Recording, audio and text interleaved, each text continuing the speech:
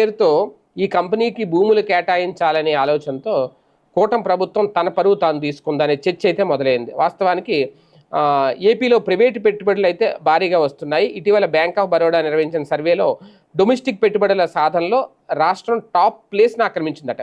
అయితే ఈ స్పీడ్లో కొన్ని తప్పులు జరుగుతున్నాయనే ప్రశ్నలు కూడా వినిపిస్తున్నాయి. ముఖ్యంగా విజయవాడ మాజీ ఎంపీ కేసినేని నాని 2 రోజుల క్రితం ముఖ్యమంత్రి చంద్రబాబు చేసిన ఫిర్యాదు ఏదైతే ఉందో సోషల్ మీడియా వేదికగా చర్చ జరుగుతుంది.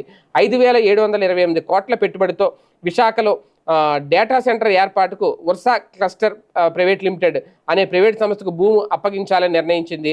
అయితే ఊరు పేరు లేని ఎలాంటి విశ్వసనీయత లేని వర్సా క్లస్టర్స్ ప్రైవేట్ లిమిటెడ్కు భూ కేటాయింపులు వెనక విజయవాడ కేసినేని చిన్ని పాత్ర ఉంది అనేది వేల కోట్ల రూపాయల విలువైన ప్రభుత్వ భూమిని ఆక్రమించేందుకు ఎంపీ చిన్ని అండ్ టీం పావులు కదుపుతున్నాయని స్వయంగా నానియే ఫేస్బుక్లో పోస్ట్ పెట్టడం అనేది చర్చనీయాంశమైంది. అయితే ఒకటి ఇందులో తర్వాత